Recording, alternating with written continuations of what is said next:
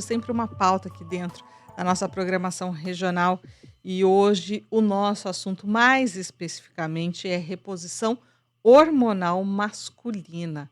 Um assunto que ainda é cercado, né, por muitos mitos, preconceitos também, né? Afinal de contas, falar aí de uma situação que pode ser delicada para muitos homens, traz aí uma série de questões, né, de dúvidas. E muitos homens enfrentam sintomas como fadiga, baixa libido e perda de disposição, sem buscar ajuda médica, né? Ficar protelando, ficar guardando aquilo para si. Será que é falta de informação ou é receio mesmo, né, de quebrar realmente esses tabus, né, enfrentar o assunto com seriedade? Para a gente esclarecer este tema, nós vamos conversar agora com o médico Sóstenes Maciel.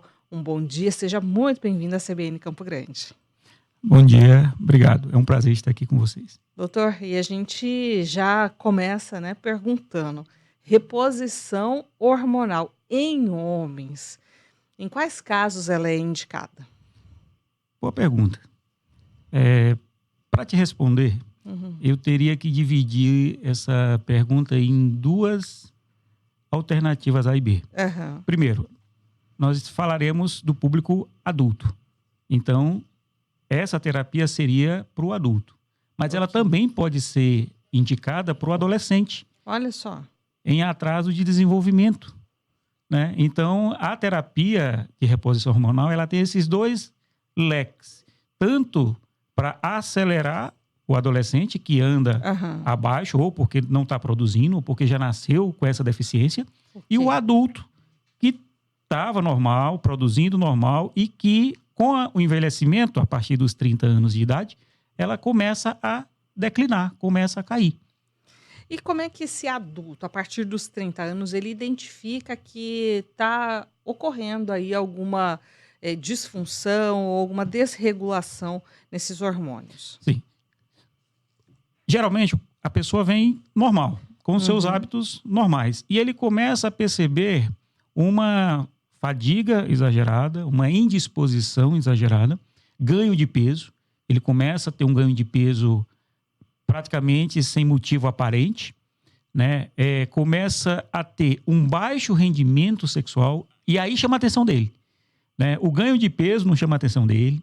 O cansaço, ele pode achar que é do trabalho, que é de uma noite mal dormida, mas na hora que toca na virilidade, né, que é a questão do libido, aí ele, opa, alguma coisa de anormal está acontecendo. Ah, então quer dizer que aciona o alerta quando afeta a disposição sexual. A disposição sexual, né? E infelizmente, mesmo assim, nós médicos não somos colocados como a primeira opção. Ele vai conversar com um amigo, ele vai conversar com um parente, ele vai conversar com um funcionário de uma farmácia e deixa o profissional médico como o último recurso, Então né? busca uma alternativa paliativa. Paliativa, né? E isso não quer dizer que ou a orientação de um amigo, de um parente, ou o uso de um medicamento vai resolver o problema, porque ele não sabe a causa do problema. Claro. E aí é onde entra o papel do médico, né? Investigar a causa e fazer um tratamento como deveria ser, com um segmento para que esse paciente não venha a ter sequelas ou consequências do uso indevido de um determinado produto ou medicamento. Doutor, o senhor falou aí, né, uma idade que é importante, 30 anos, né? Uma pessoa muito jovem. Muito jovem. E por que essa queda, ela tem a ver, essa queda hormonal, ela tem a ver de fato com a passagem do tempo? O que que influencia? Primeiro, a passagem do tempo. Segundo, se o paciente tem ou não uma doença de base. Se ele é diabético, por exemplo, se ele é hipertenso jovem, ou seja, se ele tem uma outra causa secundária que vai refletir na produção e no estímulo do hormônio. Olha só, né? Então, quer dizer, fatores externos, mas também aquilo que já vem como Com uma uma, predisposição, uma né? predisposição. O que pode, nessa predisposição, ser um fator desencadeador? A história familiar, os hábitos de vida, né? Se é tabagista ou não, se está acima do peso ou não, quanto tempo é tabagista, quanto tempo está acima do peso, né? Então, tudo isso vai interferindo nesse eixo hormonal, de regulação hormonal. E quais são os benefícios para quem não espera ocorrer essa queda, né? Existe uma, um tempo mais adequado para iniciar a reposição hormonal? Ou ela pode ser começada tardiamente? Qual que é o tempo exato? Na verdade, a reposição em si, ela precisa ter um embasamento, né? Então, não basta apenas os sintomas, porque pode ser que o paciente tenha os sintomas, mas o eixo hormonal esteja positivo. Uhum. Apenas os hormônios não estão atuando como deveriam.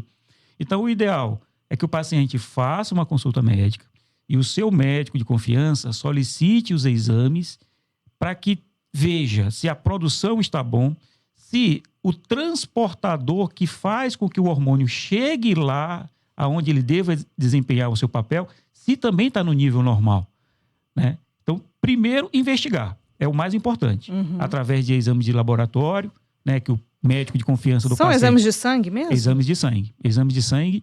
E existe um preparo para isso. Tem que estar em jejum, tem até um horário da manhã, que é o ideal, não pode ultrapassar esse horário, porque aí vai interferir no resultado final. Olha só, né? Então, é um trabalho realmente minucioso, cuidadoso, né? De investigação. Doutor, de repente, resolver esses problemas de base, né? O senhor citou aí tabagismo, e outros fatores relacionados aí à rotina desse paciente. Simplesmente adequar ou regular esse estilo de vida já tem algum resultado? Sim, sim, sim. Quanto mais o paciente ou a pessoa tiver hábitos saudáveis, uma alimentação saudável, balanceada, hábitos de educação física, fazer uma atividade física regular, 3, 4 vezes na semana, né? Isso vai estimular o próprio corpo a produzir esses hormônios, porque está fazendo uso dele. Normalmente a gente ouve muito, né, a comparação. Porque quando é a mulher, demora mais tempo, inclusive para perder peso, demora mais tempo para conseguir uma regulação melhor. No caso do homem, essa predisposição ou essa regulação, ela é mais acelerada, ela é mais rápida? O organismo masculino contribui para essa reposição hormonal? Olha, eu não diria que o homem seria mais rápido, né? A grande maioria dos homens, ela ocorre de uma forma mais lenta, gradativamente. Só que para o paciente, na hora que toca nele, ele acha que foi de ontem para hoje, ou da semana passada para cá. Não, já vinha. Só que não tinha ainda acionado o alarme na cabeça dele. Ele achava que era desgaste do trabalho, da rotina da rotina do dia a dia, né? Ele não necessariamente se atentou para esse detalhe. E como você bem disse no início, o homem, infelizmente, não tem o hábito de fazer um cuidado preventivo, de anualmente ir no seu médico, fazer um check-up, né? Infelizmente, o homem não tem esse hábito, né? O homem, ele se dedica quase que exclusivamente para manter o lar, a família, e vai se deixando como para depois, para depois, para depois. E para nós médicos, isso não é bom, porque dependendo da seriedade do problema, não tem muito o que fazer. E aí a gente fica de mãos atadas e não consegue dar uma resposta positiva na resolução de determinados problemas quando estão avançados demais. Doutor Sóstenes, mas a gente está vivendo uma sociedade hoje, né, especialmente em relação ao comportamento masculino. O homem ele já se permite, né, inclusive, se submeter a alguns procedimentos estéticos. Ele já aceita melhor algumas situações que antes eram totalmente impensáveis, né, para o sexo masculino. Ainda tem muito preconceito em reconhecer, de fato, que ele está vivendo um desequilíbrio hormonal? Sim, ainda tem muito preconceito. Eu diria que o grande volume de homens que se dedicam a um autocuidado, né, estético ou de saúde, 10%. A grande maioria não. A grande maioria não tem esse cuidado. Por né? quê, doutor? O que o senhor acha que leva a isso? Eu acredito que o autocuidado ficando para segundo plano. Deixando para segundo plano. Mas né? isso é uma questão financeira ou uma questão social mesmo? Eu acredito que ambas. Tanto financeira quanto social. Infelizmente. né? O que o público feminino está disparado na nossa frente. né? As mulheres, elas rotineiramente, elas procuram ou a unidade de saúde do bairro, ou uma UPA no bairro, mas elas sempre estão, ou atrás do seu autocuidado, ou de um filho, ou de uma irmã, ou da mãe, de alguém. E o homem não tem. O homem não criou esse vínculo, de se preservar e de se autocuidar, infelizmente. A gente está vivendo um mês que é chamado de Janeiro Branco, que inclusive fala exatamente de problemas da saúde mental. Uma desregulação hormonal pode desencadear fatores emocionais extremos, inclusive? Sim. Quando o hormônio, no caso que nós estamos falando aqui da testosterona, ela está muito baixa, ela vai provocar um quadro depressivo no paciente. E, por incrível que pareça, ele pode provocar um efeito tanto de depressão quanto de fúria. Olha só. Ou seja, o paciente pode viver os extremos, ter o seu humor oscilando. Uma hora ele está depressivo e uma hora ele está agressivo. Tudo porque os hormônios estão desregulados. Nossa, doutor. Quer dizer, é muito mais grave, muito mais sério do que num caso desse de depressão ou de fúria, como ajudar uma pessoa como essa? Bom, primeiro, a mudança comportamental.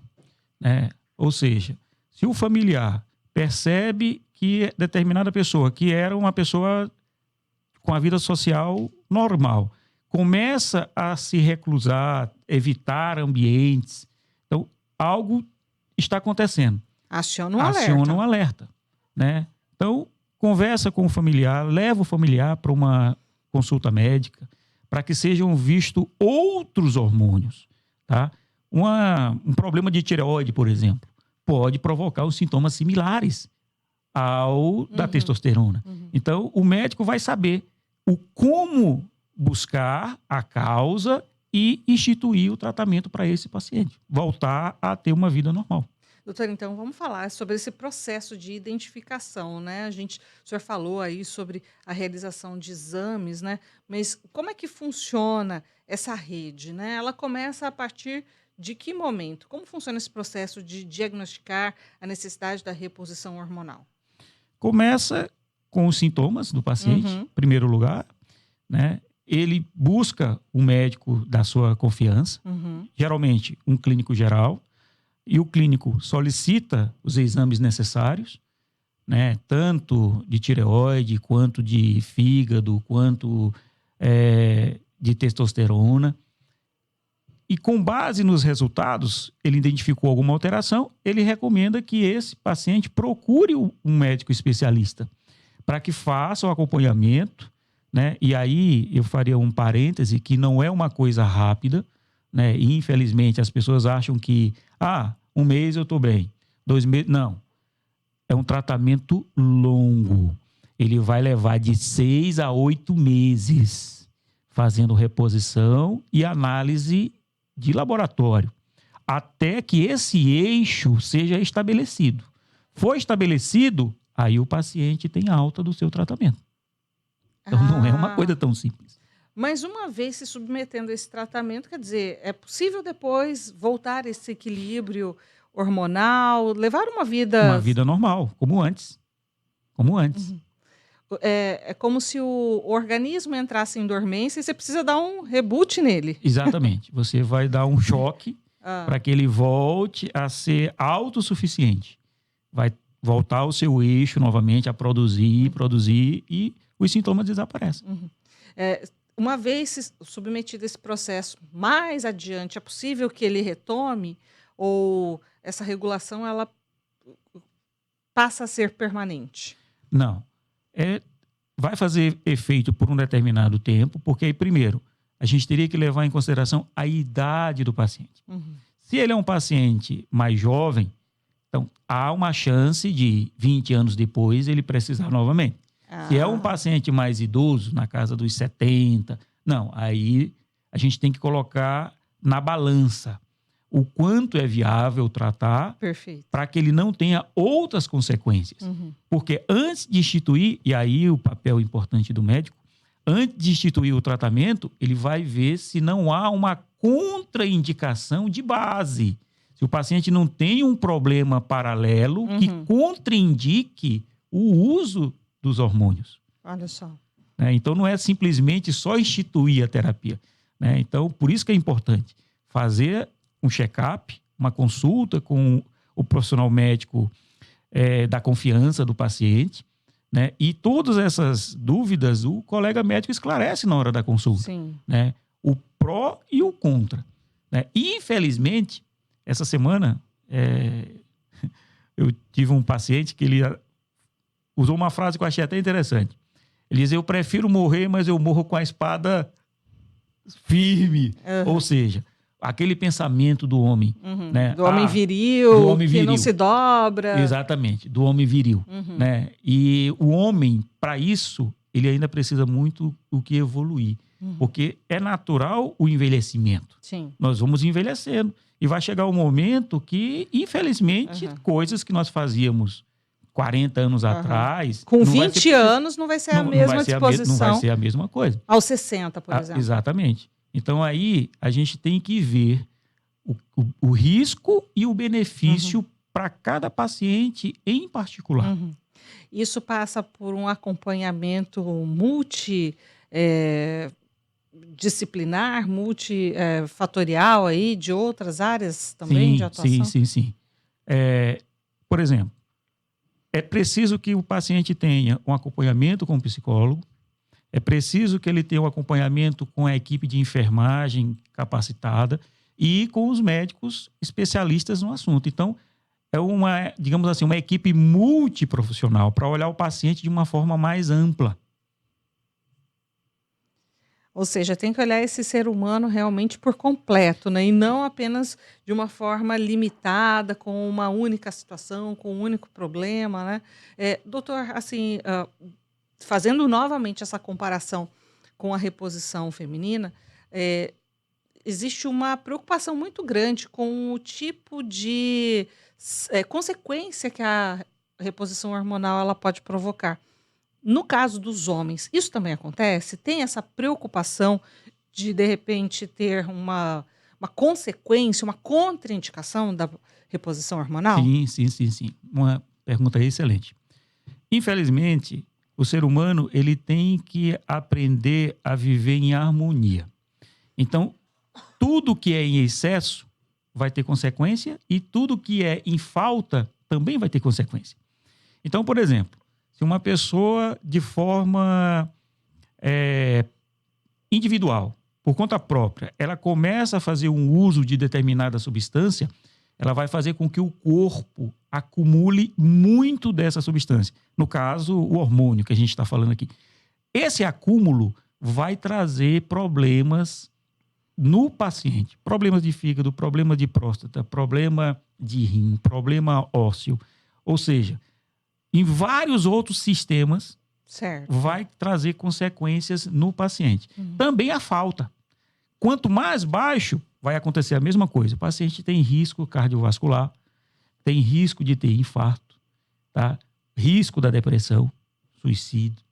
Então, o nosso objetivo é que o paciente consiga ter uma vida estável, nem de excesso e nem de falta. Porque ambas vão trazer consequências graves na vida do paciente. E isso tudo é conversado antes do início do tratamento? Isso tudo é conversado. Pelo menos eu, com os meus pacientes, eu dou esse direito de escolha. Eu digo, olha, você precisa tratar. Doutor, e quais as opções? Aí eu digo, olha, nós podemos tratar com injetáveis, você vai tomar por X meses, ou eu posso fazer um implante, que ele vai ficar no seu corpo fazendo efeito por X tempo. Vai liberando esse hormônio. Vai liberando pequenas quantidades diárias durante X tempo. Então, eu deixo o paciente um pouco à vontade, né? Tem pessoas que não querem se submeter ao implante. Não, mas então pode ser o injetável.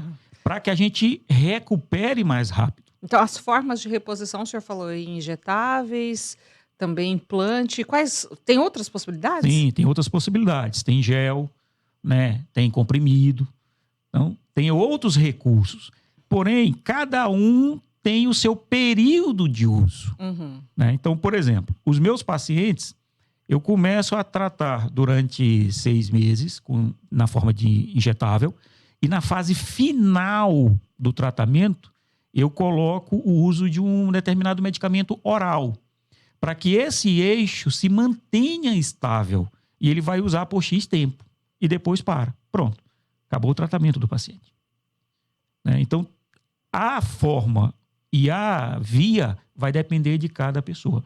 O gel é um pouco mais delicado, porque você pode transferir ao abraço para uma outra pessoa. Olha só. Tá? Então, tem todo um cuidado. Há que se pesar, assim. então, né? Especialmente quem tem aí esse contato mais aproximado com outras pessoas, qual é a via mais adequada? Sim. Por exemplo, um gel, para um pai que tem várias crianças em casa, não seria interessante, porque a criança pode receber, na hora de abraçar o pai, uma carga de hormônio que não seria o ideal para ela. Então, tudo isso, na hora de instituir, a gente analisa, né? Para poder dar a melhor opção para o paciente. Claro. Doutor, falando em família, né? O senhor, inclusive, dividiu no início aí da nossa conversa essa reposição hormonal para o público adulto e para o público adolescente.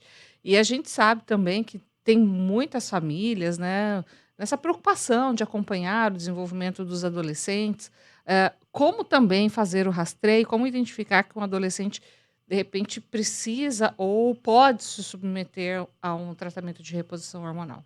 Olha, o primeiro sinal de alerta seria o atraso do início da puberdade. Ou seja, A gente está falando de que faixa etária, exatamente? nós estamos falando aí de 10 a 12 anos. De 10 a 12. De 10 a 12. Então, a criança está com 14 anos, por exemplo. É uma menina e não tem seio. Nada. Opa, alguma coisa não está normal. Né? O menino ainda não desenvolveu o pelo, nem axila, nem pubiano. Opa, alguma coisa não está normal. Então, é uma faixa etária que já era para ter iniciado o funcionamento desse eixo hormonal. Então, a mãe, na hora do banho, na hora de escolher a roupa do filho, ela percebe. Né? Vai identificando sinais. Vai identificando sinais. Ou seja, nessa idade de 14 anos, já era para ter um botãozinho na mama. E tá reto. Então, quando a gente está falando aqui de adolescente, a gente não está falando só do menino, a gente está falando da menina. Da menina, porque o início desse eixo são muito similar. Dá uma diferença de 1 ano e meio para a menina. A menina é um pouquinho mais cedo que o menino. O menino é um pouquinho mais atrasado. As mulheres estão sempre à frente, né? Sempre à frente. A precocidade. E aí, nesse sentido, então, identificou esses sinais. Procure um especialista. Procure o pediatra. Procure o pediatra. O pediatra vai fazer um exame físico dessa criança e vai pedir os exames hormonais. Né? Porque até então seria só uma suspeita. Aí pede os exames hormonais, veio com alguma anormalidade, aí ele vai encaminhar para o especialista. O que a gente tem mais escutado, inclusive, é o contrário, né? A gente tem visto as crianças com um desenvolvimento muito mais acelerado. No caso da regulação hormonal, também pode ajudar nesse sentido? Também pode. Também pode. Porque pode ser que ela tenha entrado numa puberdade precoce. Tá? Então, também vai trazer consequências na fase adulta dela. Então, como eu falei, os extremos. Tá? Se está em falta, chama atenção. Mas o excesso também tem que chamar atenção. E esse excesso, muitas vezes, ele acaba acontecendo ainda na infância. Ainda na infância.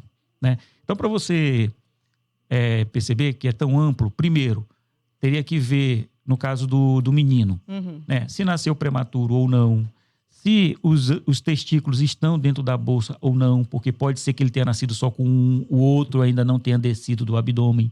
Então, é uma coisa mais ampla, né? E aí o pediatra, na hora da consulta, tudo isso ele leva em consideração. Olha só. Doutor, só para a gente finalizar aqui, a gente precisa muito tocar nesse assunto, né? Porque é uma preocupação muito grande. Muitas pessoas, muitos homens, acabam associando aí essa reposição hormonal com o uso de anabolizantes, né? Uma situação que, inclusive, é um impacto muito grande na saúde pública, né? Como diferenciar essas situações e como o homem não cair nessa cilada? É verdade, é uma cilada grande. Bom, primeiro, o uso do anabolizante, há mais ou menos uns 2 anos atrás, o Conselho Federal de Medicina, ele determinou uma portaria porque ele identificou, ele percebeu que estava se usando de forma indiscriminada. Então, meio que para evitar isso, ele criou uma norma própria que, para que nós médicos possamos prescrever a reposição, nós temos que justificar. Então, como é que nós vamos justificar? Com exames. Então, o exame me justifica a prescrição. E isso é uma forma de combater o uso indevido. O que, infelizmente, no Brasil ainda tem uma certa facilidade, né? As pessoas sempre vão encontrar alguém. Tem alguém que conhece alguém que consegue determinado produto. Então, infelizmente. E aí, o que acontece? Quando o paciente começa a apresentar problemas, porque ele não sabe de onde veio, ele não sabe se o laboratório que formulou é confiável e o que tem naquela mistura. É um mercado paralelo. É um mercado paralelo.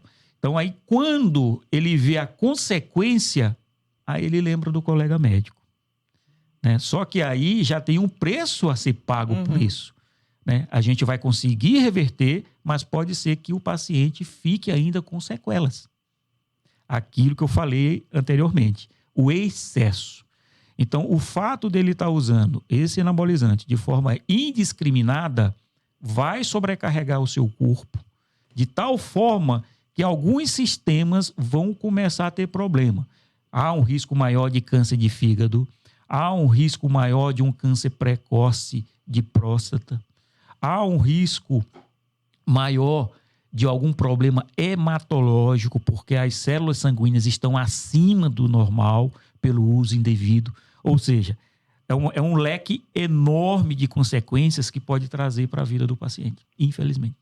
Doutor, quero agradecer muito, porque o que o senhor faz hoje aqui é uma prestação de serviço, inclusive, viu? Falando sobre essa reposição hormonal masculina. Muito obrigada pelos esclarecimentos.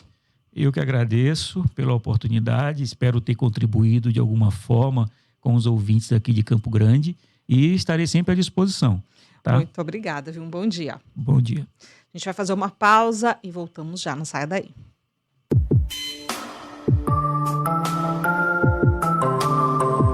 CBN Saúde. Oferecimento Sabin. Cuidado completo. Viver é uma arte. Cuidar da sua saúde também.